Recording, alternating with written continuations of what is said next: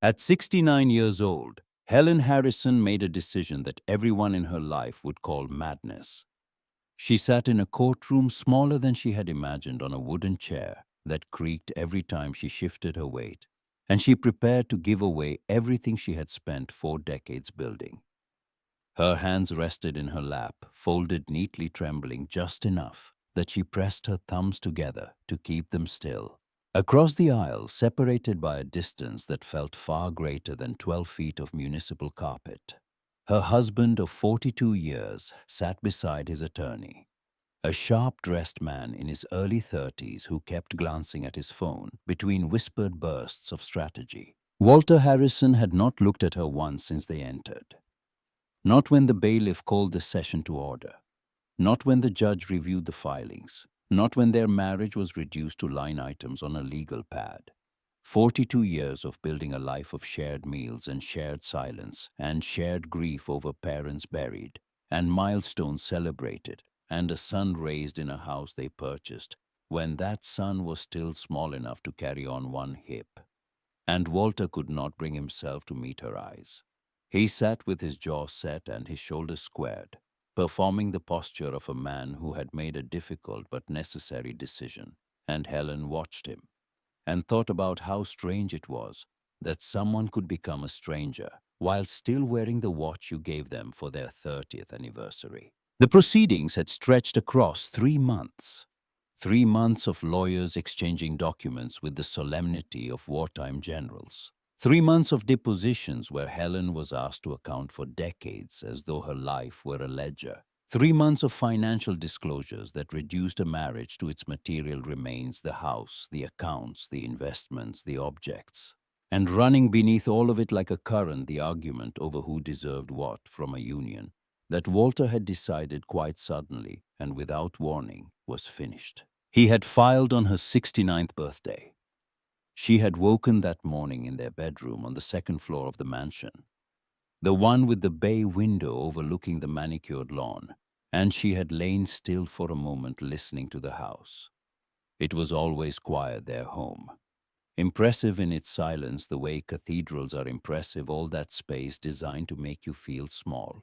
She had come downstairs expecting something modest, maybe a card on the counter, or the smell of coffee he had bothered to brew, and instead she found a manila envelope beside the coffee maker, her name typed on a label, and inside it divorce papers and a handwritten note on his personal stationery. 5 words that ended 42 years. I need to be free to find myself before it's too late. Free. As if their entire life together had been a prison. As if she had been the warden rather than the woman who ironed his shirts at 5 in the morning and sat alone at dinner parties waiting for him to finish one more call. The mansion was worth approximately $3.2 million. It sat on 2 acres in a neighborhood where the lawns were maintained by crews that arrived in white trucks, and where the neighbors communicated through holiday cards and the occasional wave from the end of their respective driveways. Walter wanted it, all of it. His attorney was arguing that since Walter had been the primary earner throughout their marriage, a successful investment banker who had built a portfolio and a reputation and a life that funded every luxury they enjoyed, he deserved the lion's share of their assets. The word deserved appeared frequently in the filings.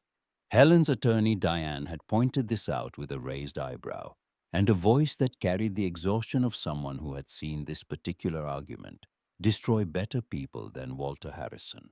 Diane was fighting. She was good at it, experienced and sharp, and unwilling to let Helen be steamrolled by a man who confused earning money with earning a marriage. But Helen could see in Diane's eyes the particular fatigue that comes from fighting an uphill battle in a system that still, despite everything, treated women who stayed home as women who chose not to work, as though raising a child and managing a household and maintaining a life was leisure rather than labor. The judge looked tired. Everyone looked tired. Helen understood the feeling because she was exhausted too, but her exhaustion ran deeper than legal briefs and court dates. She was tired of the anger, tired of the accusations, tired of the way Walter's attorney kept implying with the smooth condescension of someone billing $400 an hour that Helen had been a passenger in her own life. But she was most tired of something else entirely. She was tired of thinking about Nathan. Their son was 38. He lived in London with his wife Claire and their two children, Emma and Jack. He worked for a consulting firm that had transferred him overseas 3 years ago, and he called every Sunday at 9 in the morning, adjusting for the time difference, the way he adjusted for everything in his parents' lives. Carefully, deliberately, always trying to hold things together from 5,000 miles away. Since the divorce filing, those Sunday calls had become daily calls, sometimes twice daily. Nathan's voice carrying a strain that Helen recognized because she had heard it in her own voice for years. The strain of someone trying to fix something that could not be fixed by effort alone. He begged them to work it out. He suggested counseling mediation, a trial separation that might lead to reconciliation. He asked them to remember what they had once meant to each other, and each time he asked, Helen could hear the little boy in the man, the child who had believed his parents were permanent, the way mountains are permanent. And every one of those calls broke something inside her that she was not sure could be reassembled. Because Nathan was not asking them to save their marriage. He was asking them to save the story he had built his life upon, the story that said his family was whole, and Helen could not give him that story anymore, but she could. She realized give him something else. She could give him the mercy of a clean ending. She could spare him the spectacle of two people who once loved each other, tearing at the carcass of that love in a public courtroom for the next 12 months. During the recess, Diane pulled her into a hallway that smelled of floor wax and old coffee. The fluorescent lights buzzed overhead, giving everything a slightly green cast. And Diane's voice was low and urgent. I think we can fight this, Helen. We can argue for equal distribution. You gave up your career to support his. You were a teacher. You had credentials, a trajectory, a life that you put on hold so he could build his. You raised Nathan. You managed that household for decades. You deserve half of everything. Helen looked through the courthouse window at the parking lot, where Walter stood smoking a cigarette. He was not supposed to be smoking, his phone pressed to his ear. His back turned to the building where his marriage was being disassembled. She watched him laugh at something the person on the other end said, and she thought about a receipt she had found 3 months before the filing, tucked into the pocket of his charcoal suit when she was sorting laundry. A dinner receipt from a restaurant downtown, the kind with white tablecloths and a wine list thicker than a novel. 2 guests, a Tuesday evening. He had told her he was working late. She had believed him because she had spent 42 years believing him. Because believing him was easier than examining what not believing him would mean. She never confronted him about the receipt. She simply folded it and placed it in the back of her jewelry box behind the pearls he had given her for their 20th anniversary. And she carried the knowledge the way she carried most painful things. Silently, privately folded into a compartment of herself that she did not open in company. She did not need proof of a girlfriend. She had something more reliable than proof. She had 42 years of knowing Walter Harrison, and she knew what it looked like when he was done. What will it cost? Helen asked quietly. The fight. What will it cost Nathan to watch his parents destroy each other in court for the next year? Diane was quiet for a long moment. Through the window, Walter dropped his cigarette and ground it under his heel. It will cost him, Helen. It will cost everyone. Helen made her decision in that hallway with the buzzing lights and the wax smell floor. And she made it not because she believed she did not deserve better, and not because she thought Walter was right, but because she had one thing left that mattered more to her than marble floors and a prestigious address. She had her dignity, and she had her son. When they returned to the courtroom, Helen did something that made Diane reach for her arm as though trying to physically restrain a woman from walking off a cliff. Helen asked to speak.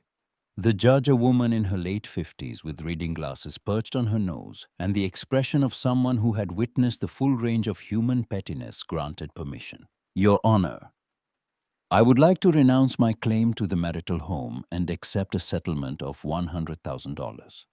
I believe this will allow us to conclude these proceedings quickly and with minimal continued conflict. The courtroom went silent with the particular quality of silence that follows a detonation that half second before anyone understands what has happened. Walter's attorney looked up from his phone for the first time in 20 minutes. Diane grabbed Helen's arm, her fingers pressing through the fabric of Helen's sleeve. "Helen, you can't do this. I can't." Helen's voice barely above a whisper, steady as a hand on a rudder. "And I am." The judge removed her glasses and studied Helen with an expression that held both pity and something that might have been respect, the two emotions so close together they were nearly indistinguishable. "Mrs. Harrison, I want to make sure you understand what you are agreeing to. You are renouncing rights to a property valued at over $3 million in exchange for $100,000.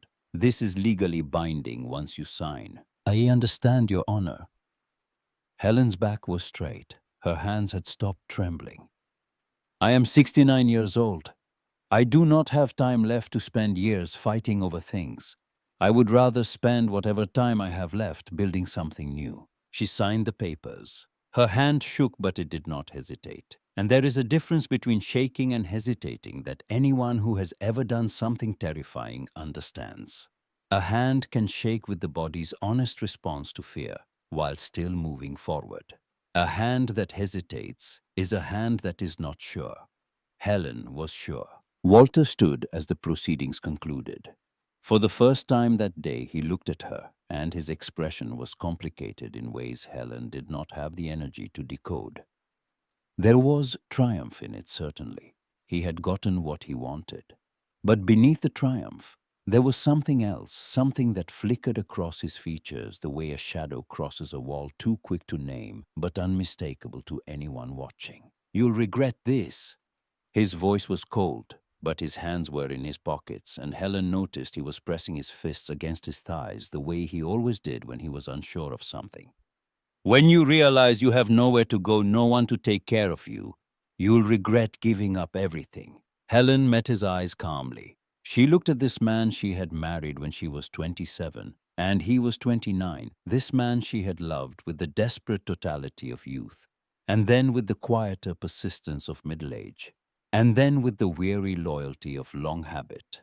And she saw clearly, perhaps for the first time, that he did not understand what he was looking at. He saw a woman who had lost. He could not see that she had chosen. "I'm not giving up everything, Walter. I'm giving up nothing that matters. There is a difference." She picked up her purse and walked out of that courthouse into the afternoon sunshine of a Tuesday in July. And she did not look back, because looking back was something she had decided in that hallway with the buzzing lights she would no longer do. In her purse was a key. It was old brass, worn smooth by decades of sitting on a keychain, alongside keys to cars she no longer owned and doors she no longer opened. She had been carrying it for 3 months, since the morning she found the divorce papers, since the moment she understood that her marriage was over and that she would need somewhere to go. The key opened a door to a house she had not visited in over 30 years. The house on Maple Street, the house where Nathan was born. It was a small 3-bedroom in a middle-class suburb 40 minutes outside the city, in a neighborhood where people knew each other's names and mowed their own lawns and left their garage doors open on summer evenings, because they were not afraid of what might come in. Helen and Walter had lived there for the first 7 years of their marriage, before his career took off, and suddenly they could afford a house that announced their success to anyone driving past. They had kept the Maple Street house, meaning to sell it, discussing it occasionally the way you discuss a chore you intend to get around to but never quite do. The house sat in an irrevocable trust that Helen's father had established before her marriage, a trust that bore only her name. Walter knew the house existed. He had always called it that dump, the way he called anything that did not reflect his current standard of living, with a dismissiveness that was so automatic it had become invisible. His attorney had not included it in the asset disclosures because Walter had told him it was worthless, a teardown in a neighborhood that was not going anywhere. And the attorney had taken his client at his word because the attorney was billing $400 an hour and was not inclined to investigate a property his client considered beneath notice, which meant it was still Helen's. Entirely legally, unquestionably hers. The drive to Maple Street took 45 minutes through traffic that moved in the stop and start rhythm of a heartbeat. And Helen spent the drive remembering. She remembered bringing Nathan home from the hospital, Walter driving 15 miles under the speed limit because he was terrified of the infant in the car seat, both of them laughing with the giddy terror of new parents. She remembered the kitchen where she learned to make pot roast from Walter's mother, who had visited that first Thanksgiving, and stood beside Helen at the stove, and told her in a voice rough with cigarettes and affection that the secret to a good marriage was the same as the secret to a good roast: low heat and patience. She remembered the backyard where Nathan took his first steps, lurching across the grass toward a yellow ball, falling and getting up and falling again, with the determination of someone who did not know yet that falling was supposed to discourage you. These memories lived in a place Walter could not access, because Walter had not been paying attention when they were made. He had been at work. He had been building the career that would eventually buy them the mansion that would eventually become the setting for his note on the kitchen counter. The memories belonged to Helen and Nathan, and the small house where they had happened. And Walter's indifference to that house was, Helen realized, the most honest thing about him. He did not value what he had not been present for. The neighborhood had not changed much. Small houses, most well maintained, with the comfortable plainness of homes that were lived in rather than displayed. Chain-link fences instead of stone walls.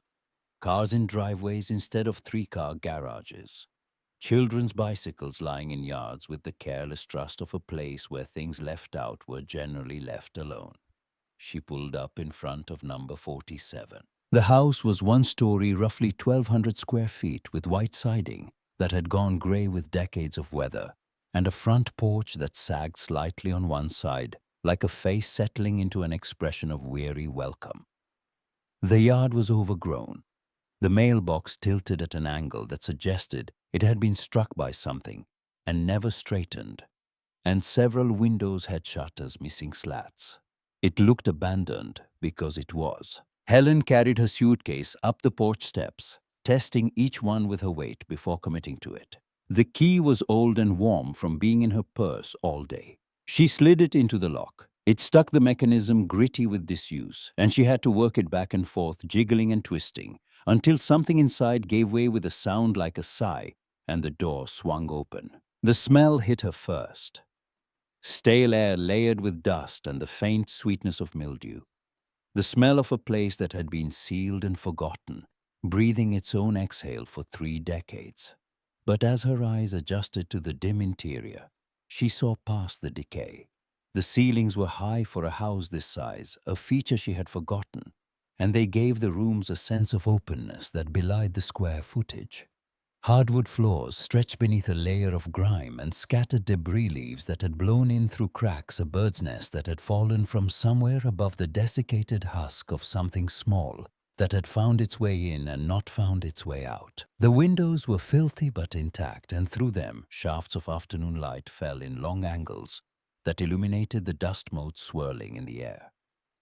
She had disturbed, golden and slow, like something from a painting of a place that had been holy once and might be again. She walked through the house slowly, her suitcase left by the door, her footsteps leaving prints in the dust like tracks across fresh snow. The kitchen was small counters, yellowed cabinets hanging slightly open as though they had been caught mid-conversation. She touched the counter where she had rolled out dough for Nathan's birthday cakes, pressing her palm flat against the surface, and she could feel beneath the grime the slight indentation where a rolling pin had been used so many times it had worn a groove into the laminate. The bathroom still had the same pale blue tiles. She remembered, cracked now in places, but still holding their color, still marking the spot where she had knelt beside the tub and bathed a baby who screamed at the temperature of the water, no matter how carefully she tested it. Nathan's room stopped her. She stood in the doorway and looked at the walls, bare now except for the faded rectangles where posters had hung, ghostly outlines of a childhood preserved in the absence of what had covered them. The closet door still stuck the same way it always had, requiring a slight lift and pull that her body remembered before her mind did muscle memory outlasting conscious thought. And there on the doorframe were the marks. Growth chart lines in pencil, each one labeled in Helen's handwriting. 6 months, 1 year, 18 months, 2 years. The lines climbed the frame in increments that told the story of a boy becoming taller. Each mark a moment when Helen had stood Nathan against the wood and held a book flat on his head and drawn a careful line and written the date beside it. The last mark read 6.5 years. After that, they had moved to the mansion. After that, measuring had seemed less important, or perhaps there had simply been no doorframe in that enormous house that felt personal enough to mark. She traced the lines with her finger, pressing gently against each penciled note. She could feel the years in the wood, the way the grain had absorbed the graphite, the way time had neither erased nor preserved these marks, but had simply held them, waiting for someone to come back and read them. The master bedroom destroyed her composure entirely. She walked in and stood in the center of the empty room and looked at the walls and the floor and the window that faced the backyard, where Nathan had taken his first steps, and she sat down on the dusty floor because her legs would not hold her any longer. This was the room where she and Walter had been happy, where they had lain awake planning a future that neither of them could see clearly, but both of them believed in. They had been poor then, surviving on his entry-level salary and her teacher's income clipping coupons, and celebrating when they could afford a night out. And they had been happy in the way that people are happy when they do not yet know what they will become. When had it changed? She could not identify the moment.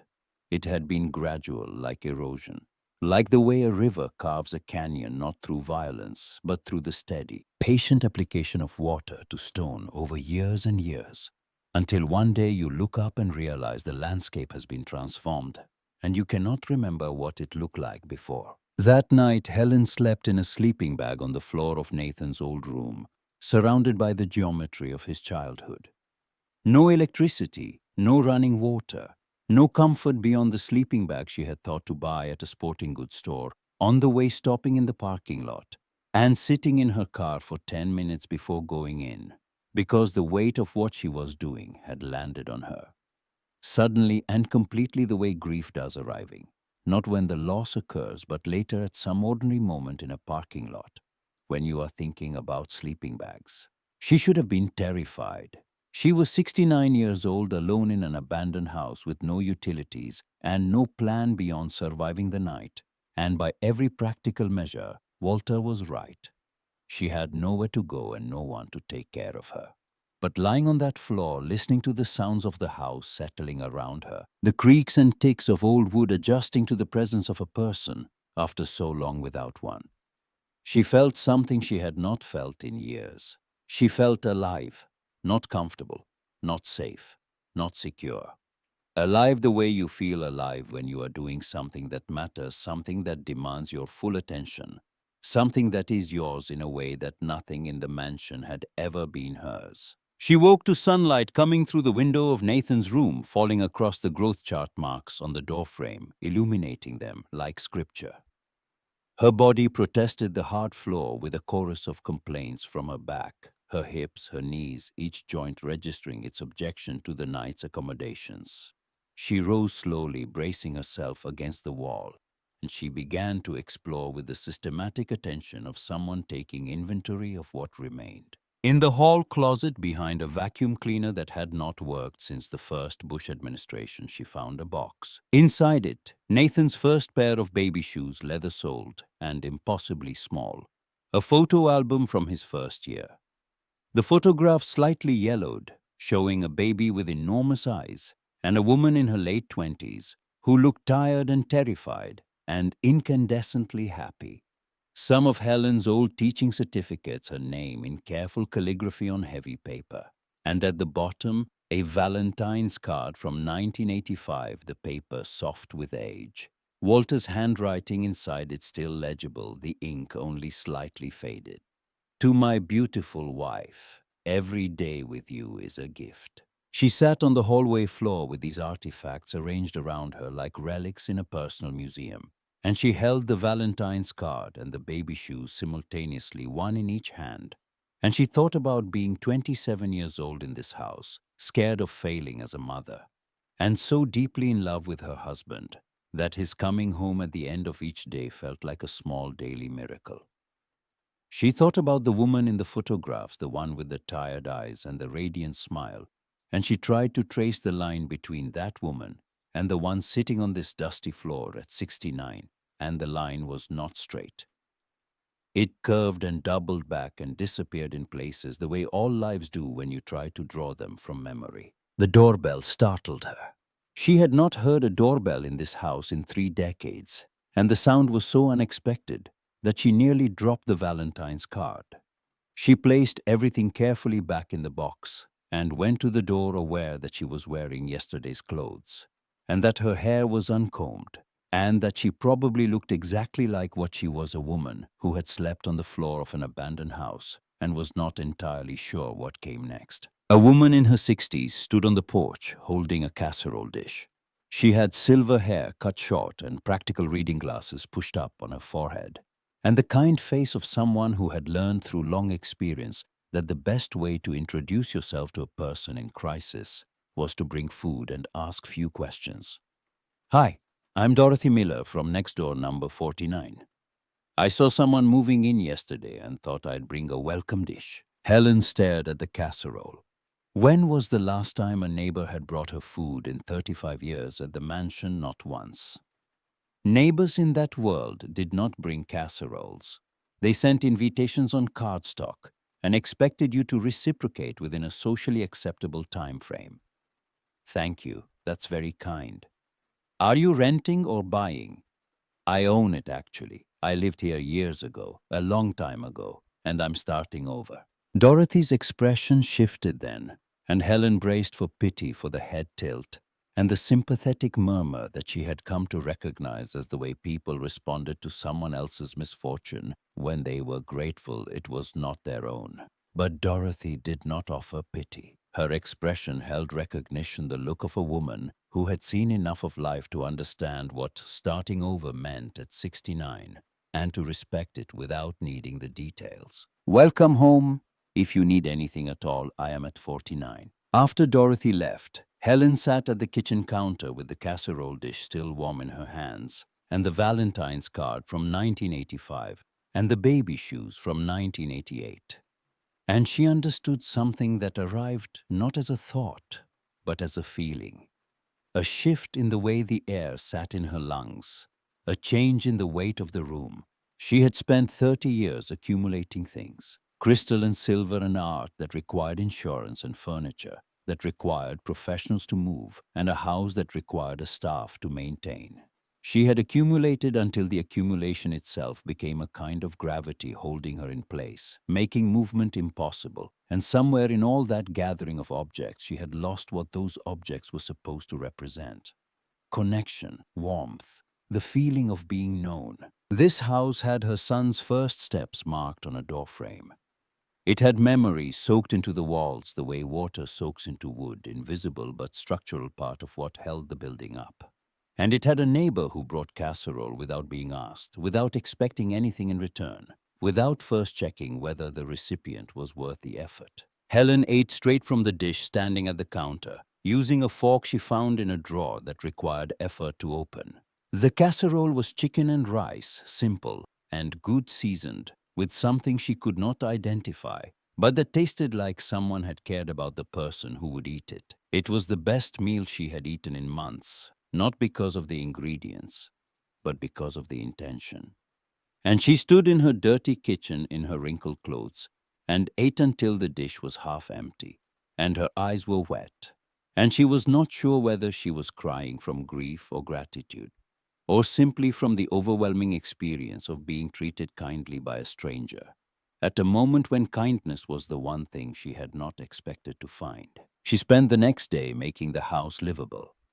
She drove to a hardware store and bought cleaning supplies, light bulbs, a few basic necessities. She scrubbed floors on her hands and knees until the hardwood emerged from beneath the grime, the grain still beautiful, the wood still sound. She washed windows until the light came through clean and strong. She swept out years of accumulated debris, filling trash bags that she stacked on the porch.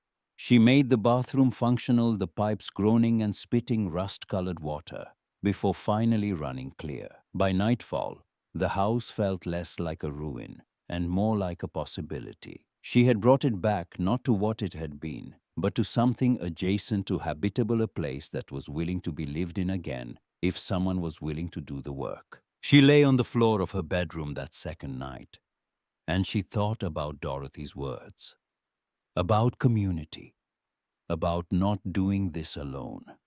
She thought about the mansion neighborhood, where everyone was too busy maintaining appearances to actually appear, where asking for help was treated as a confession of inadequacy. Maybe this could be different. Maybe small houses required something that large houses did not: the willingness to be seen, the willingness to let someone bring you chicken casserole and not pretend you did not need it. And she realized, lying on the floor of the house where she had once been happiest, that despite everything, she had lost the marriage, the money, the security, the future she had assumed was guaranteed. She felt something she had not felt in years. She felt hopeful, not confident, not certain. Hopeful, which is a smaller and more honest thing. The acknowledgement that you do not know what comes next, but you believe it might be worth finding out. 3 days later, Helen was on her porch drinking coffee from a mug she had bought at the hardware store, sitting in a lawn chair Dorothy had lent her, when a black Mercedes pulled up to the curb. She knew the car before she knew the driver. She had spent 35 years being a passenger in cars like that: one leather interior, and climate control, and a GPS system that spoke in a calm female voice, as though even the technology in Walter's life was expected to be composed and accommodating. Walter got out. He was wearing weekend clothes, khakis, and a polo shirt. And he looked around Maple Street the way a tourist looks around a neighborhood they have been warned about, scanning for evidence that confirms what they already believe. "This is where you ended up." He did not say hello. "This is where I chose to be." "Helen, this is ridiculous. You are 69 years old. You cannot live like this." "I am living just fine. I talked to my lawyer. If you come back, we could revisit the settlement." "I am not coming back, Walter." His expression hardened, the muscles around his jaw tightening the way they always did when he encountered resistance he had not anticipated. Walter was a man who planned conversations the way he planned investments, calculating outcomes, and Helen's refusal to follow the script he had prepared was registering as a fluctuation he had not modeled for. When you run out of money, what then? You think you can survive on Social Security. Helen set down her coffee carefully on the porch railing. "I survived raising our son while you worked 100-hour weeks and missed his first steps and his first words and his first day of school. I survived managing a household on your starting salary when we had nothing. I survived your midlife crisis at 50 and your divorce papers on my birthday and your girlfriend, who is probably younger than our son. I think I can survive this." "There is no girlfriend." But his eyes shifted the way they always did when he was lying, a small lateral movement that Helen had catalogued decades ago and never mentioned. His phone rang. He pulled it from his pocket and glanced at the screen, and his face did something complicated, a flinch disguised as indifference. He did not answer it. But before he turned to leave, something happened that Helen did not expect. Walter walked toward his car, then stopped. He turned back toward the house, and his gaze went to the window of Nathan's old bedroom. He stepped closer almost involuntarily, and his hand rose and touched the windowsill, his fingers resting on the peeling paint for a moment. And Helen saw on his face an expression she had not seen in years. It was not regret exactly.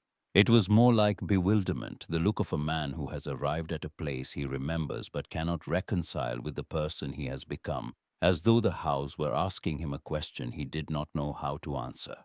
He held his hand there for 2, maybe 3 seconds. Then he pulled it away, shoved both hands into his pockets, and walked to his car without another word. Helen sat on her porch and watched the Mercedes disappear around the corner, and she did not know what to do with what she had seen. She filed it away in the same compartment where she kept the restaurant receipt, the space inside her where she stored things she could not yet process. She would take it out later when she was ready. For now, she had more immediate concerns. The settlement money would not last forever. $100,000 sounded like a number until you started subtracting from it. That evening, she sat at the kitchen counter with a notebook and a pencil, and she did what she had done for decades, the thing Walter never knew she did because he had never asked. She made a budget. 100,000 in savings, Social Security of approximately 1,400 a month. Medicare would cover the essentials, though the supplemental plan she needed would cost another 140 each month, a number she circled twice. The house carried no mortgage. Utilities once connected would be modest. The urgent repairs, the porch, the plumbing, the electrical panel that Eddie would later say needed updating, would cost between 15 and 20,000. That would leave roughly 80,000 as a cushion, enough to feel stable, but thin enough to feel the edge. She would need to find a way to supplement her income, not immediately but soon. She closed the notebook and sat in the quiet kitchen, and she felt alongside the worry a sensation she could not immediately name. It took her a moment to identify it. It was ownership. For the first time in 40 years, she was making decisions about her own money, her own house, her own life, without filtering those decisions through Walter's preferences. The numbers were small, the margin was thin, but the decisions were hers, and that mattered more than the math. Dorothy appeared the next morning with coffee. Helen found herself telling Dorothy everything. The marriage, the divorce, the birthday papers, the courtroom, the settlement, the key. She told it without self-pity and without performance, laying out the facts the way you lay out tools before beginning a job. Everything visible, everything accounted for. Dorothy listened with her whole body leaning forward slightly, coffee cooling in her hands. When Helen finished, Dorothy was quiet for a long time, the kind of quiet that is not absence but presence, the quiet of someone who is giving your words the weight they deserve. You're the bravest person I have met in a long time. But brave does not mean you have to do it alone. This neighborhood takes care of its own. My grandson Eddie is a handyman. Mrs. Caldwell down the street runs a community garden. The church has a job board, and I make a mean pot roast every Sunday. Why are you being so nice to me? You do not know me. Dorothy picked up her coffee. You chose peace over possessions. That tells me everything I need to know about who you are. Helen started making calls that afternoon. To the electric company, to the water department, to Eddie, who came by that evening and walked through the house with her, cataloging what needed fixing with the cheerful pragmatism of someone who saw problems as projects. To Nathan, who answered on the first ring, because he always answered on the first ring now. Mom, where are you? Are you okay? I'm at the house on Maple Street, Danny, the one where you were born. A silence so complete she could hear the distance between them. I remember that house. I remember the backyard and the marks on the door. They are still here, every one of them. Then quietly, are you going to be okay, Mom? I am going to be okay, Danny. I am going to be more than okay. She hung up and stood in the kitchen, and she believed what she had told her son, or at least she was willing to act as though she believed it, which at 69, standing alone in a house that needed everything, was close enough to faith to function as the real thing. For the first time in decades, she felt exactly where she was supposed to be. 6 weeks after Helen Harrison walked out of a courthouse with a brass key and a suitcase, she had built something she had not expected to build: a routine. Mornings belonged to Eddie and the house. Afternoons belonged to Mrs. Caldwell and the garden. Evenings belonged to whoever showed up at her door, and someone always showed up because Maple Street was the kind of place where showing up was not an event, but a habit. Eddie arrived each morning with tools in the bed of his pickup truck, and a patience that seemed impossible for 25. He never rushed her. When Helen's hands could not grip the hammer properly because her knuckles had stiffened overnight, he adjusted the task rather than the expectation, finding work that required precision instead of force. He taught her to measure twice and cut once, to read a level, to feel the grain of wood before deciding where to drive a nail. Her palms developed blisters that hardened into calluses, ridges of thickened skin that she examined each evening with a satisfaction she could not have explained to anyone who had not earned their own. The porch was the first victory.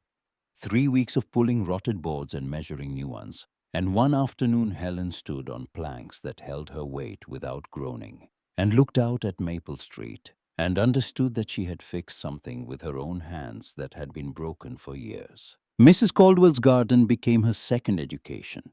The community garden occupied a lot at the end of the block, a rectangle of earth that had been transformed through years of collective effort into something that produced beauty and sustenance in roughly equal measure. Raised beds of vegetables in tidy rows, herbs in mismatched containers, flowers planted among the food in a deliberate chaos that attracted pollinators and pleased the eye. A small greenhouse held seedlings. A tool shed painted cheerful yellow held implements that bore the wear of many hands, and at the center of it all, Mrs. Caldwell, 73 years old, with the energy of a woman half her age. The secret to staying alive is staying useful. The minute you convince yourself you are too old to matter, you start the slow business of dying. She handed Helen a pair of gloves and pointed her toward a row of beans that needed weeding. And Helen knelt in the dirt and began pulling things out of the earth that did not belong there. And the simplicity of the task filled something inside her that she had not realized was empty. The garden introduced her to people whose names she learned while her hands were busy, which is the best way to learn anyone's name in the context of shared work, rather than social performance. Ray was a veteran mid-50s who grew herbs with the meticulous attention of someone who had learned discipline in a place where discipline meant survival, and was now applying it to basil and rosemary, because the alternative applications were not things he wanted to revisit. He worked beside Helen in comfortable silence before he spoke. Courage usually looks like stupidity from the outside. From the inside, it is just doing what you have to do to keep breathing. Brenda was a young mother with twin boys who orbited her like small chaotic planets. Father Thomas maintained the roses with a devotion that suggested he considered them a form of prayer.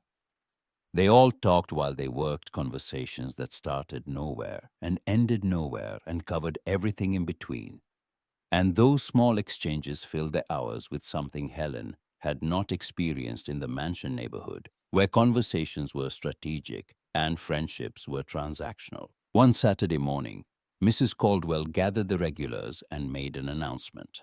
What if they converted the front section into an open community space, free vegetables for anyone who needed them? No questions. Take what you need. Give what you can.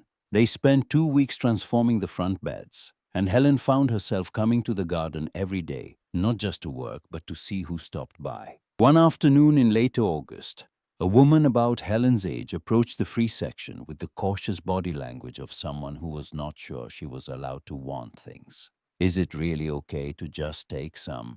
That is exactly why it is here. Her name was Gail, widowed 6 months ago. Her husband had handled everything, and now she was learning at 67 how to exist inside a life she had never been taught to navigate alone. Helen recognized every word, not the specifics, but the architecture of the experience. You know what you need? A cooking buddy, someone to share meals with so that eating does not feel like a chore you are performing for an audience of one. I am at 47 Maple. Come by Monday evening.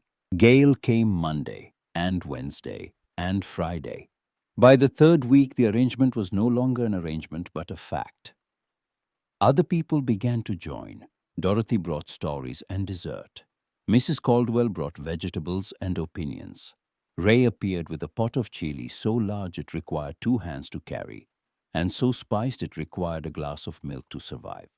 Brenda came with her twins and a dish her mother had taught her. Helen's house filled with furniture from thrift stores and yard sales pieces that did not match each other, but matched the life she was building. She hung photographs on the walls, mostly Nathan at various ages. The house was decorated by necessity and instinct rather than design. and it looked nothing like the mansion where every object had been selected by a professional in a scheme that was impressive and coherent and completely devoid of personality. One evening after everyone had left and Helen was washing dishes, she looked around her kitchen, a counter still bearing flour from Gail's attempt at bread, which had been dense and slightly burnt, and received with applause usually reserved for miracles. The kitchen was objectively small and subjectively enormous, filled to capacity with the residue of people who had been there and would come back. It was Eddie who brought Frank Patterson into Helen's life on a Tuesday morning in September, when the air had begun to carry the first suggestion of autumn. "Miss Helen, this is my Uncle Frank. I mentioned you needed carpentry work on those kitchen cabinets." Frank was 68, gray hair cut short, warm brown eyes set in a face weathered by years of outdoor work, creased with lines that could have been from squinting into sun or from smiling frequently, and Helen suspected both. His hands were large and scarred in the specific ways that wood and tools mark the people who use them daily. "Frank Patterson, I believe you know my aunt from the garden."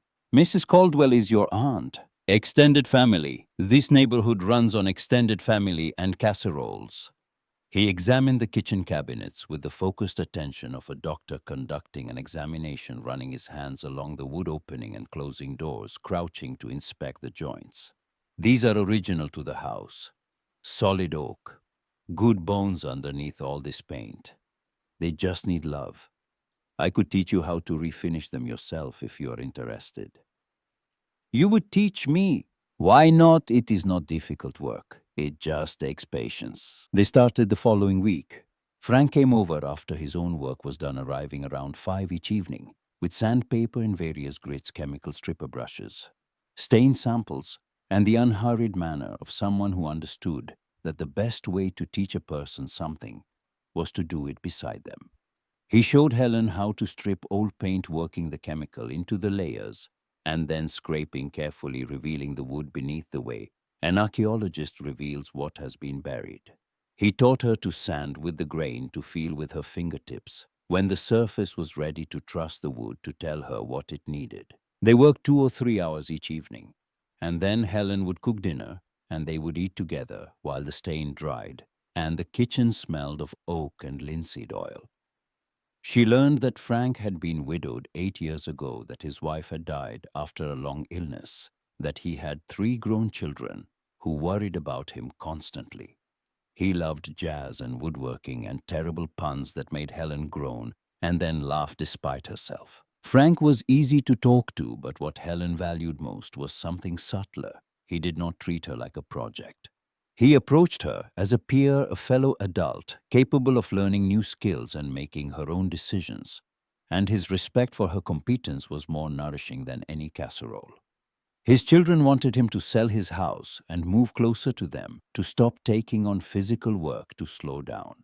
Frank resisted with a stubbornness Helen recognized, because it lived inside her own chest, the refusal to be diminished by the concern of people who loved you. They were both fighting the same quiet war, the war against being rendered irrelevant by the affection of others. Then came the storm. In October, 3 months after Helen moved to Maple Street, a line of thunderstorms swept through the county with the particular violence of weather that has been building pressure for days and releases it all in a single furious exhalation. The rain was horizontal. The wind bent the trees into postures of submission, and the roof of number 47 began to fail. Helen woke at 2 in the morning to the sound of water hitting the hardwood floor of her bedroom. Not a drip, a stream, steady and insistent, pouring through a seam in the ceiling. She scrambled for pots, for buckets, for anything that would hold water, and she moved through the house, discovering new leaks in the living room. In Nathan's old bedroom, in the hallway where the growth chart marks were absorbing water that would warp the wood if she could not stop it. She covered the door frame with a trash bag and tape, working by flashlight, her hands shaking not from cold, but from the sudden terrible possibility that the thing she had built could be taken from her by something as indifferent as weather. Eddie came the next morning and climbed onto the roof and came down honest. "The whole roof does not need replacing, but a section of it does. Materials and labor, if you help, we are looking at 3 to 4,000. Helen opened her notebook. 80,000 had become 62,000 after the porch, the plumbing, the electrical panel. 3 to 4,000 more would bring her below 60. She sat at her kitchen table, and she felt for the first time since the courthouse the full weight of what she had done. Walter's voice arrived uninvited. When you run out of money, what then? Dorothy did not ask what was wrong, because Dorothy could read a room the way Helen could read a doorframe. Dorothy made coffee. She called Eddie. She called Ray, who had materials left over from a job. She called Mrs. Caldwell, who called Father Thomas. And by the end of the day, a plan had assembled itself around Helen's crisis without her having asked for it. The roof repair took a week.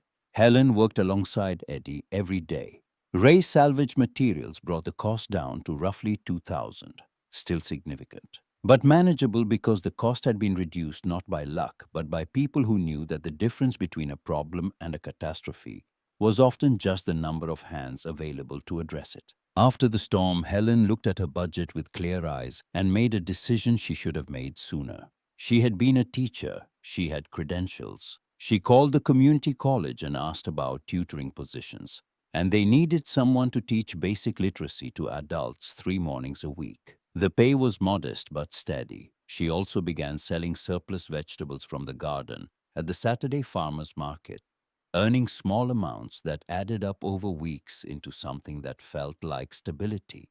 She was not rich. She was not comfortable in the way the mansion had been comfortable, but she was covering her expenses without touching her emergency fund, and the act of earning money through skills she had neglected for 4 decades felt like recovering a part of herself she had misplaced in the back of a closet and forgotten was there. But something harder than the roof was breaking. 2 weeks after the storm, Helen stood in the garden and learned that the ground beneath the community that had saved her was not as solid as she had believed.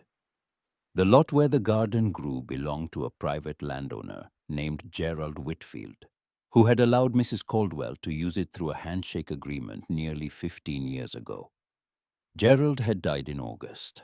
His son, a developer from Columbus who saw land the way Walter saw investments as numbers rather than narratives, had inherited the property and intended to sell it. Townhouses, 60 days to vacate. Mrs. Caldwell delivered the news beside the yellow tool shed with a piece of paper in her hand that trembled in a way her voice did not. Helen watched the information move through the group, the way a wave moves through water. Ray's jaw tightened. Gail pressed her hand over her mouth. Brenda pulled her twins closer. Father Thomas closed his eyes for a long moment, as though consulting someone not visible. Helen felt the ground shift in a way that had nothing to do with the earth. The garden was not just a garden. It was the place where she had become a person again. It was the center of everything she had built, and it was being taken away by a man who had inherited something he did not understand and intended to convert into profit. She responded the only way she knew how. She fought. She went home and spent 3 days researching municipal land use laws, calling the city planning office, writing letters to the town council, searching for legal precedents. She contacted a legal aid organization. She drafted a petition. She made spreadsheets and timelines and arguments, working 16 hours a day, eating. When she remembered sleeping, when her body forced the issue, driving herself with the relentless focus of someone who believed that sufficient effort would solve any problem. She forgot dinner with Gail on Monday. She missed garden hours on Tuesday. She did not return Dorothy's calls on Wednesday. On Thursday evening, Frank came to work on the one remaining cabinet door and found her sitting amid chaos. Her eyes read a cup of coffee gone cold beside food she had not touched. He did not tell her to rest. He sat down across from her and spoke with the directness of a man who had decided that kindness and honesty were the same thing. Helen, you are doing it again. Doing what? The thing that broke you at the mansion. Carrying everything alone and calling it strength. You are trying to save this garden the same way you tried to save your marriage by yourself, without asking anyone, burning through everything you have, because you believe that if you just work hard enough, you can hold the world together with your bare hands. You do not understand. If we lose the garden, these people lose everything. No, they lose the garden, not everything. You proved that yourself when you walked away from $3 million. Losing a place is not losing everything. But you are forgetting your own lesson. The words landed with the force of something thrown accurately, and Helen's first response was anger, bright and hot. The anger of a person who has been seen clearly at a moment when they prefer to remain hidden. She wanted to argue. She wanted to tell him this was different. But the anger could not sustain itself because beneath it was something older and more honest. Something Frank's words had exposed the way his sandpaper exposed the grain beneath old paint. She was afraid, not of losing the garden, although that was real. She was afraid that if the garden disappeared, the community would dissolve and she would be alone again, and the loneliness would be the same loneliness she had felt in the mansion. She had rebuilt her life around these people, and the possibility of losing them had activated the same desperate response she had relied on throughout her marriage: take control. Do everything, need no one, and above all, never admit that you are scared. I am terrified, Frank. The words came out raw, spoken for the first time. I am terrified that if the garden goes, everyone goes. And then I am back where I started, alone in a house, wondering what I did wrong. Frank reached across the table and put his hand over hers. His palm was rough with years of work, warm and steady. You are not alone because of the garden, Helen. You have a garden because you are not alone. The order matters. She sat with that for a long time, feeling the truth of it. Settle into her the way stain settles into wood, slowly following the grain, becoming part of the structure. Then she picked up her phone and called Dorothy. And through Dorothy, she called everyone. And she said the thing she had never said in 42 years of marriage. The thing Walter had made impossible by needing her to be the capable one who never cracked. I cannot do this alone. I tried and I failed. I need your help and not just your hands. I need your ideas. The community meeting happened on a Sunday afternoon in Helen's backyard. 15 people in lawn chairs and on overturned buckets and on the grass. Helen stood before them and admitted what she had learned at a cost she was still calculating, that asking for help was not a confession of weakness but an act of trust, and that trust was the only material strong enough to build anything that lasted. They could not save the old garden. The developer had already purchased the land. But Father Thomas, who had been quiet throughout the meeting, raised his hand. The church has a parcel behind the parish hall. It has been unused for years. It is smaller than the current garden. It is not ideal, but I believe I can convince the vestry to grant a long-term lease. The new garden was half the size of the old one. Building it would take months. The free vegetable stand would go dark during the transition. It was not a rescue. It was a loss mitigated by resourcefulness, a defeat softened by the willingness to begin again, at a smaller scale with more realistic expectations, and the knowledge earned rather than assumed that beginning again was something this particular group of people knew how to do. Helen worked alongside everyone through the first weeks of clearing and preparing the new site, and she worked differently than before. She delegated. She asked for opinions. She deferred to expertise she did not possess. She let Ray design the layout because he understood drainage. She let Mrs. Caldwell choose the planting schedule because she understood seasons. She let Eddie build the beds because he understood structure. And she let herself not know things, which was harder than any physical labor, because not knowing required a vulnerability that Helen had spent a lifetime armoring herself against. After the crisis, Helen's relationship with Frank changed. Not with any single moment she could point to. The shift was tectonic, deep and slow, the kind of movement that rearranges landscapes over time, but that in the compressed time frame of two people in their late 60s, who understood that time was not unlimited, happened across the span of a few autumn weeks. They had seen each other at their least composed. Frank had watched Helen come apart, had seen her stubborn and exhausted and frightened and wrong. Helen had watched Frank choose honesty over comfort, and she had been furious with him, and then grateful, and then something she did not yet have a name for.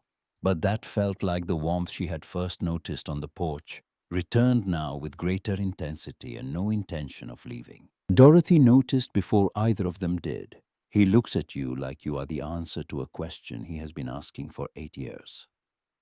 We are friends, Dorothy. Friends do not refinish cabinets for 6 weeks when the job should take 3. The last cabinet door was finished on a Thursday in late October. Frank held it up to the light and turned it slowly, examining the grain he had taught Helen to reveal the oak glowing warm amber. He hung it on its hinges, and they both looked at the kitchen, at cabinets that had been hidden under decades of paint and were now visible, beautiful, original. I am going to miss having an excuse to come over. You do not need an excuse. You are always welcome here. He met her eyes with the steadiness of a man who had decided something. Helen, I am going to be direct because we are both too old for the slow approach. I would like to take you to dinner, not as your carpentry instructor, as two people who enjoy each other's company and would like to find out what that becomes when you put a tablecloth and a candle between them. I would like that. They went to a small Italian restaurant in the next town, a place with red check tablecloths and candles in wine bottles. At one point, Frank reached across the table and took Helen's hand, and she let him, feeling the roughness of his palm against hers, the calluses on his fingers that matched her own. I'm not trying to replace anyone or fix anything. I just think you are remarkable, and I would like to keep discovering why. I would like that too. Driving home, Helen realized she had not thought about Walter once during the entire dinner. She had spent an evening as herself, not as Walter's ex-wife, not as a character in the story of her own loss, but as Helen, a person with opinions about movies and a preference for red wine and hands that could sand wood and a heart that was apparently still capable of opening. The call came the following Tuesday morning, the first Tuesday of November. The kind of bright, cold day that makes everything look sharper than usual. Mom, I am coming home. Nathan's voice carried something she had not heard in months. Excitement, pure, uncomplicated. The London office is transferring me back. We will be stateside in 3 weeks. Helen stood in the new garden, surrounded by beds that were still mostly bare earth and potential. And she wept. Not quiet, controlled weeping. Real weeping, the kind that bends you at the waist, that empties you out so thoroughly that what remains afterward is cleaner than what came before. Mrs. Caldwell came and put her arms around Helen without asking why. Happy tears. The happiest tears I have ever cried. My son is coming home. The 3 weeks before Nathan's arrival moved with the strange elasticity of time that matters. Helen painted Nathan's old room, a warm golden color she chose herself. She set up the third bedroom for Emma and Jack, buying twin beds at a thrift store and cheerful bedding on clearance. She made space in closets, stocked the bathroom with extra towels, filled the kitchen with cereal boxes she guessed her grandchildren might like, based on what Nathan had eaten as a boy, which was probably wrong. Because 30 years had passed, but the impulse behind the purchase had not changed. She also worried. The house was small, 1 bathroom, a kitchen that could barely accommodate 4 adults. No game room, no pool, no guest suite. She could not silence the voice that asked whether her house would be enough. The call came 2 days before his flight. Mom, Dad called. He wants us to stay at the mansion instead of with you. He said your place does not have room. Helen's stomach clenched. What did you tell him? I told him I would think about it. A pause. Mom, is your house really okay for all of us? It is not the mansion, Danny. It is small, 1 bathroom, but you are welcome here. You will always be welcome here. I will let you know. The waiting was its own torture. Helen tried to prepare herself for the possibility that comfort would win over connection. She would not blame Nathan if he chose Walter's house. She would understand. But she did not tell Dorothy or Gail or Frank about the call, because this was not a problem other people's hands could fix. The answer had to come from Nathan without interference. The day arrived. Helen cleaned until the house gleamed. She cooked all-day recipes from the same kitchen when Nathan was small enough to stand on a stool beside her and help by stirring things that did not need stirring. By 5 o'clock, the kitchen smelled of roasted chicken and baked bread. She stood on the porch in her apron flour on her hands and watched a rental sedan pull up to the curb. Nathan got out first, then Claire stretching carefully. Then the children tumbling from the back seat with the boneless energy of kids released from confinement. Emma at 7 already carrying herself with a self-possession that reminded Helen of Nathan at the same age, Jack at 5, more interested in the yard than the adults. Nathan looked at the house. He looked at the porch she had rebuilt. He looked at the woman standing in the doorway with flour on her apron and an expression trying hard to be calm and failing beautifully. And then he smiled. Not a polite smile. A real one, unguarded, the kind that begins in recognition rather than performance. He ran up the steps and hugged her with a force that lifted her feet off the porch boards, and she could feel in the strength of his arms everything he could not say on the phone. "You came here." Her voice muffled against his shoulder. "Of course I came here, Mom. Dad's house is just a building. This is where I started. This is home." That evening, the kitchen was chaos. Emma and Jack coloring on the floor with crayons Dorothy had brought along with a cake that was slightly lopsided, but frosted with authority. Frank arrived with wine and the quiet competence of a man who understood his role was to be useful without being central. The kitchen was loud and cramped and warm and perfect in the way that only crowded rooms can be perfect. Later, after the children were in bed, Nathan and Helen sat on the porch in the darkness. The street was quiet. A dog barked far enough away that the sound was more texture than interruption. Dad called while we were at the airport. He was angry that I chose here. "I'm sorry he put you in that position." "Do not be. It was my choice." A pause. Then Nathan's voice shifted, carrying a weight Helen had not expected. "Mom, I need to tell you something. When you signed those papers in court, I was angry at you too, not just Dad. You, because you did not call me first. You did not ask me what I thought. You just gave up $3 million to protect me from a fight I did not ask to be protected from. And I spent months feeling like you had made a decision about my life without including me in it." Helen's breath caught. She had not known this. In all their calls, all their carefully managed conversations, Nathan had never said this. "When did that change?" "When I stood in your kitchen tonight and watched you cook dinner, surrounded by people who love you in a house you rebuilt with your own hands. I realized you were not protecting me from the fight. You were protecting yourself from becoming someone who fights. And that is a different thing entirely, and I am proud of you for knowing the difference." Helen could not speak for a moment. From inside the house, Claire's voice reading to the children muffled, and musical words Helen could not make out, but whose cadence she recognized because she had read to Nathan in that same voice, in that same house 30 years ago. "You being here means everything to me, Danny. Wherever you are is home, Mom. I finally understand that. It is not much." Helen gestured at the small house, the ordinary street. "It is everything, Mom. It is everything." 6 months passed. The new garden behind the parish hall had taken root. The beds Ray designed were producing their first real harvest, smaller than the old garden, but sufficient. The free vegetable stand had reopened with a new sign Helen had lettered. "Take what you need. Give what you can." The words had not changed, but the people reading them had.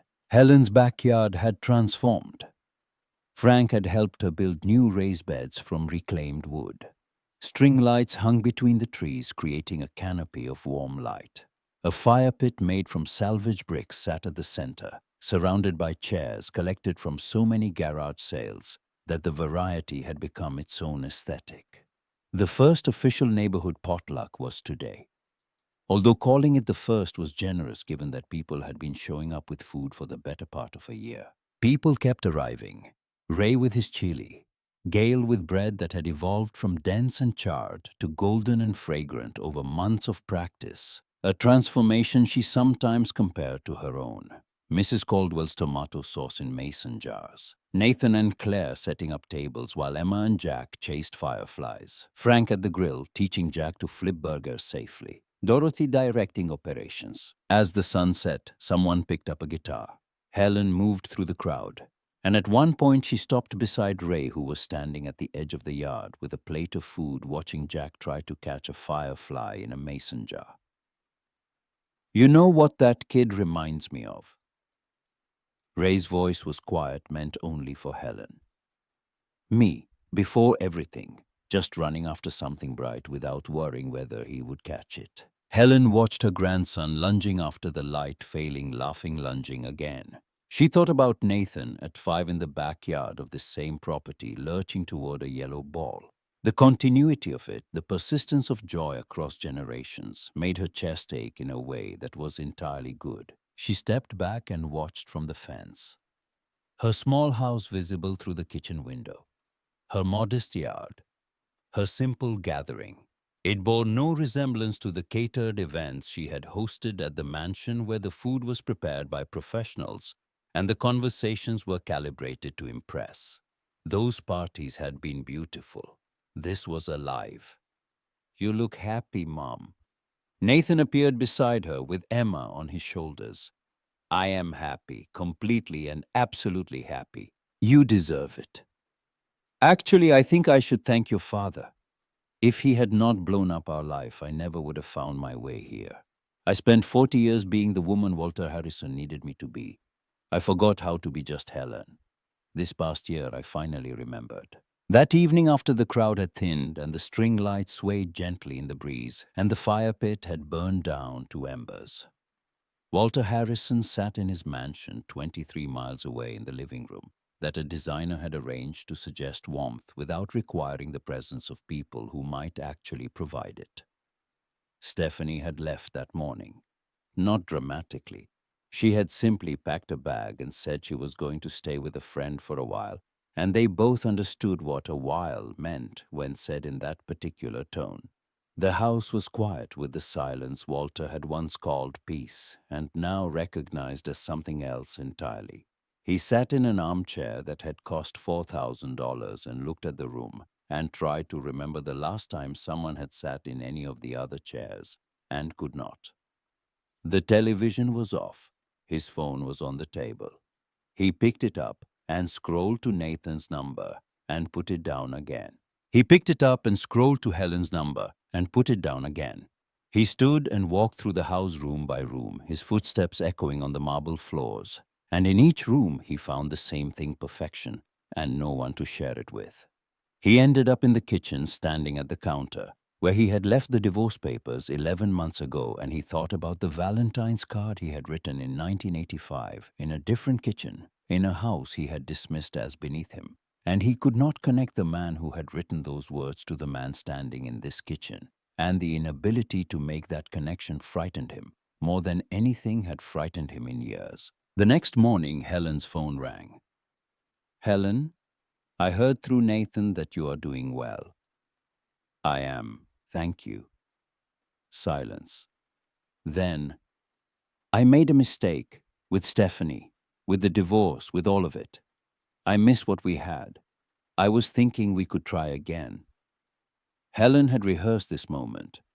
In every rehearsal she had been composed and final, but what she had not rehearsed was what Walter said next. "Helen, I found the growth chart."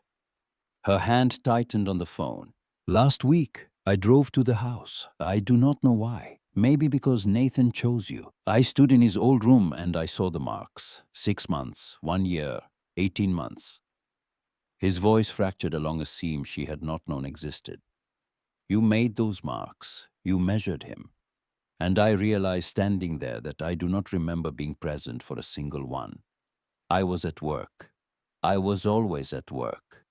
I was building a career that bought us a mansion, and I missed my son growing up, and I did not even know I was missing it until I stood in that room and saw your handwriting on the wood." Helen closed her eyes. She had prepared for Walter's arrogance. She had prepared for his manipulation. She had not prepared for his grief, because she had not believed he was capable of it. And hearing it now raw and unscripted, arriving not from the Walter who filed divorce papers, but from some earlier version of him, the one who had written a Valentine's card in 1985, and meant every word, she felt something she did not expect. She felt compassion. Not the compassion that forgives, not the compassion that reconciles. The compassion of a person who has suffered enough to recognize suffering in another, even when that person was the source of her own. I hear you, Walter, and I believe you are in pain, but I am not the person who can heal that for you. I spent 40 years trying to heal things you were not ready to face. You have to face this yourself now. So there is no chance. Not with me. But Walter, you just told me you do not remember being present for Nathan's childhood. Nathan has 2 children now. Emma is 7, Jack is 5. They are growing the way children grow, which is to say quickly and without waiting for the adults around them to be ready. You can be present this time. You do not have to miss it again. Silence. Long enough that Helen thought the call had dropped. I do not know how. I did not know how to start over at 69. I did it anyway. That is all any of us can do. She hung up and stood in the kitchen with her eyes wet and the cabinets Frank had taught her to restore glowing amber in the morning light, and the photographs of her grandchildren on the refrigerator. She was shaking, but not the way she had shaken at the courthouse.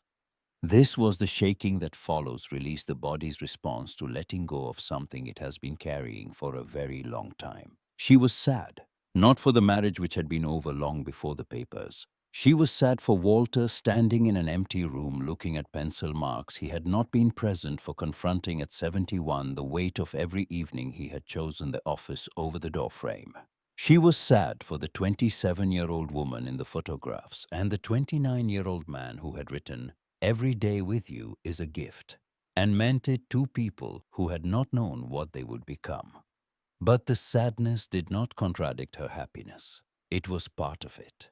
Woven into the same fabric, inseparable, the way the grain of wood contains both the years of growth and the years of drought, both recorded in the same rings, both necessary to the strength of the whole. That evening, Frank came for dinner. Just the 2 of them. They moved around the small kitchen in the rhythm they had developed over months. A choreography so practiced it required no thought.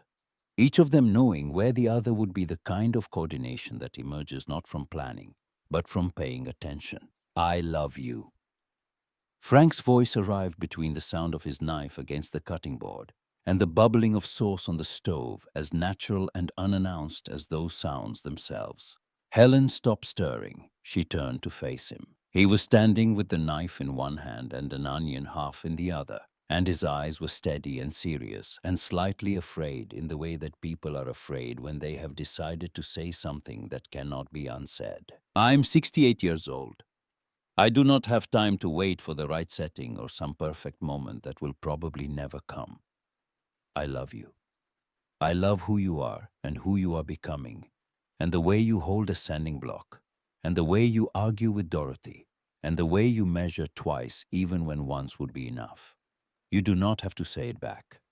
I just needed you to know. I love you too. I did not think I would feel this way again. I had accepted that this particular door had closed, but it did not close. It just led to a different room.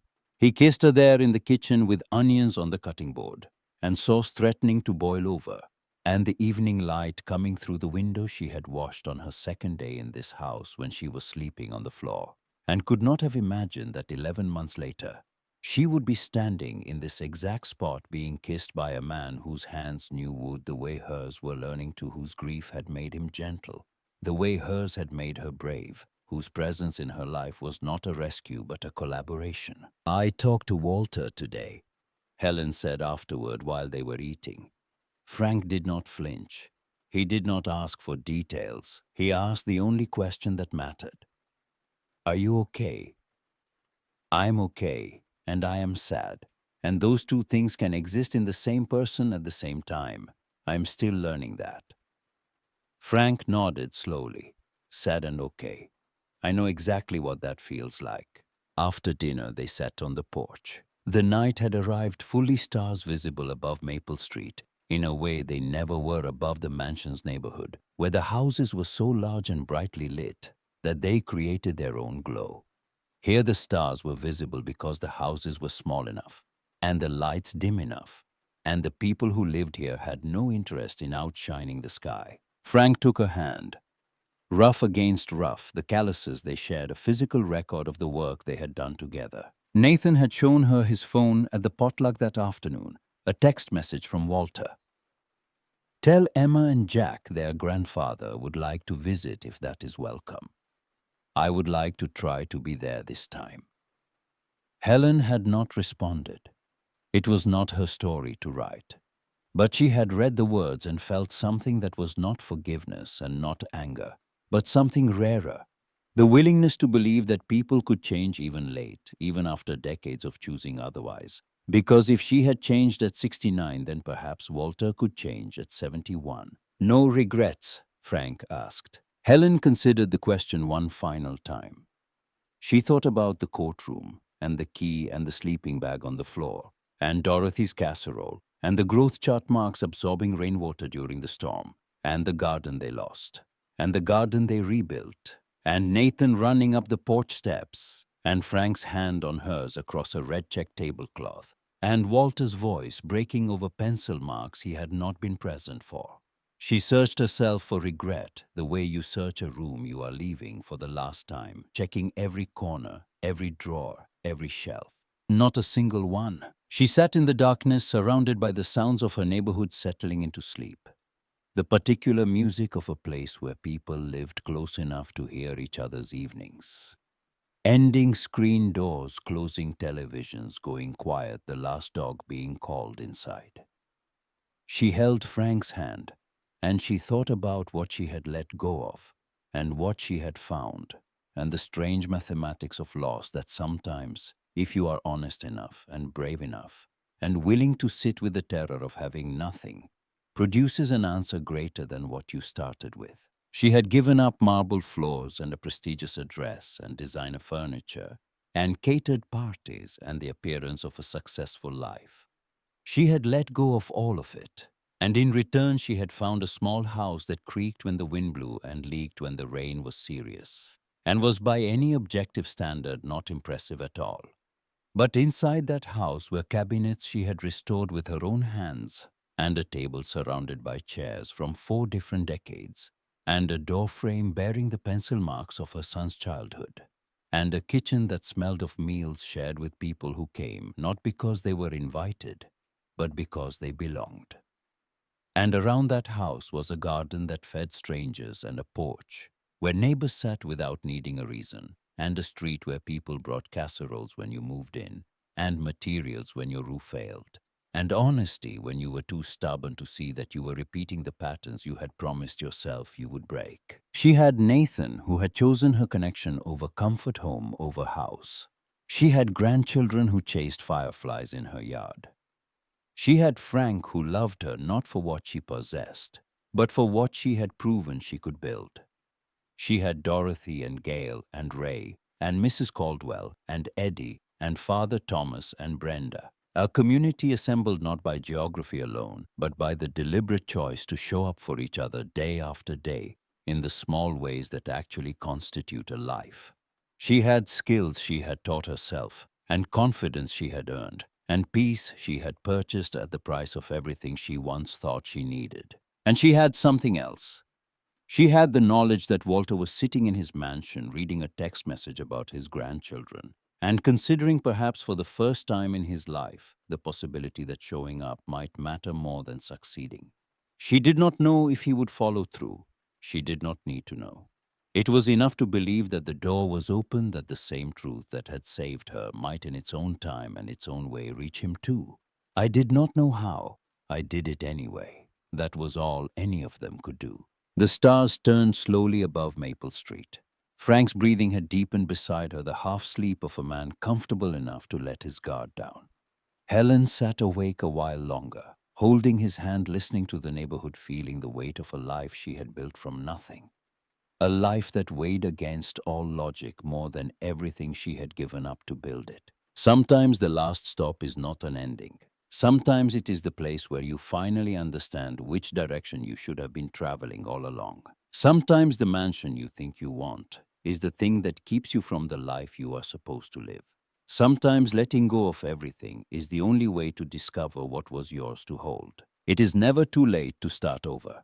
It is never too late to build something worth having from the wreckage of something that looked valuable but was hollow at the center. It is never too late to learn that the calluses on your hands from work you chose are worth more than the smooth palms of a life someone else designed for you. The world will tell you otherwise. It will tell you to be realistic, to settle, to accept your age as a verdict rather than a starting point. You do not have to listen. You can choose the small house. You can choose the leaking roof and the difficult mornings and the beautiful, terrifying freedom of a life that is finally completely yours. Helen Harrison chose, and she had never been richer.